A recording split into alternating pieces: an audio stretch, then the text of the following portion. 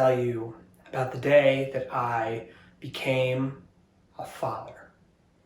I imagine you're expecting that it started in a hospital, which technically it did, but that's not the moment I'm talking about. I'm talking about the moment when I most felt like a father. You see, in the hospital, what happened is that the nurse handed me a California raisin with like a Nerf football shaped head, and I stared at her and she was perfect and beautiful, but there was no magic. There was no immediate feeling of being a parent or being in love. I just saw this squirmy, squishy, purple thing in my arms.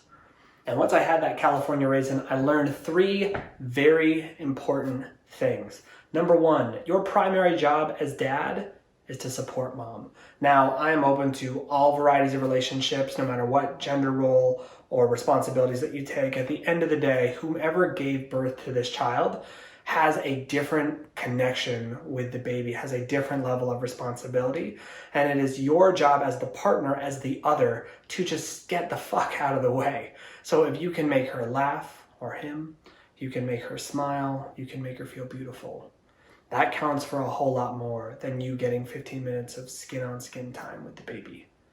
Number 2, I learned that babies are interesting evolutionarily. See, we have these big fucking heads with big brains in them, and that is what allows us to be at the very top of the food chain and as socially dynamic as we are. The problem is we have evolved to a point where our brains are so big that if they were big enough that we could defend ourselves when we came out of the womb, like most mammals, we would kill the mother every single time. So as a result, babies are actually born a couple of months before they're fully baked, so to speak. And the way that evolution has solved for that has given us one singular defense when we are an infant: a baby's scream.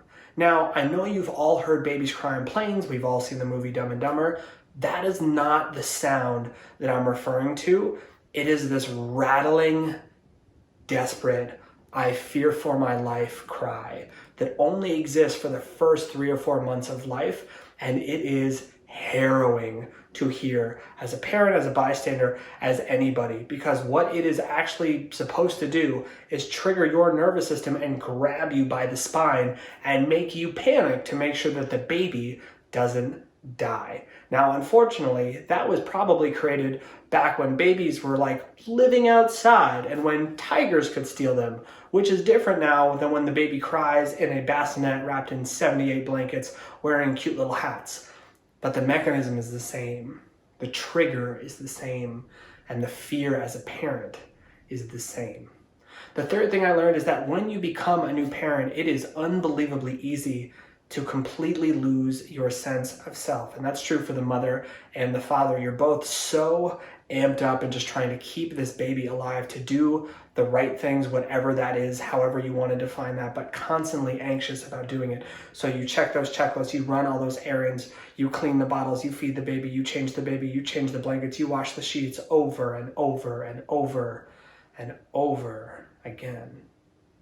We learn one more thing about being new parents, which is that small baby children don't really sleep a lot. And when I say a lot, I mean like 90 minutes is a long time to sleep for a baby. And as you might have noticed in your adult life, we tend to sleep for more than 90 minutes at a shot, which means that adults sleep like garbage when they have a new baby at home. And we discovered very early on that it was no bueno to have all 3 of us get a horrible night's sleep over and over and over again. We were just feeling fatigued and exhausted and tired. So what we did instead is that we would trade off. One person would be with Saxon all night long and go through 4 or 5 cycles, which is what we called wake the baby, feed the baby, change the baby, snuggle the baby, baby goes back to sleep. And then around 5 or 6 in the morning, you would tag out with your partner, you would go through the day, and then the opposite person would take the following night. It was amazing how much even the promise of good sleep coming on the horizon changed your ability to navigate those really tough late nights. And I want to be clear, Saxon was a great baby. She was relatively easy.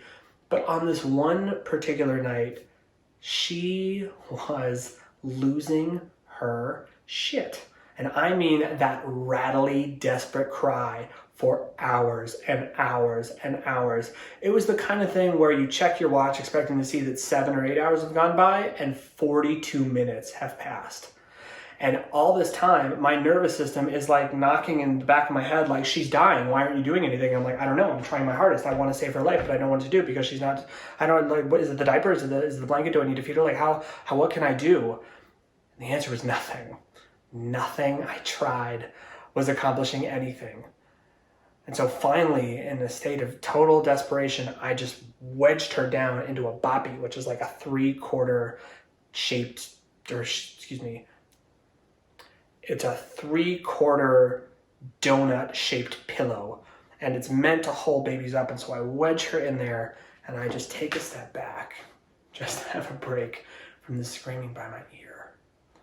And I just look at her and I go, sweet baby, my pretty little lady.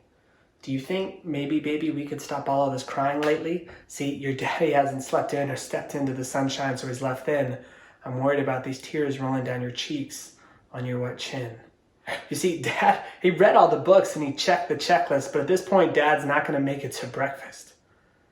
So maybe, baby, we can let those eyelids get heavy, and we'll try again tomorrow when you're feeling more steady. And when I said steady, she stopped. And she looked at me. So I bent down and I scooped her up and I put her right here. It was like a puzzle piece of her just laying on my shoulder for the first time. And I just remember slowly walking back and forth. And I just talked to her. And eventually she fell asleep. And I didn't stop moving because I was pretty sure that if she woke up again, I might go insane.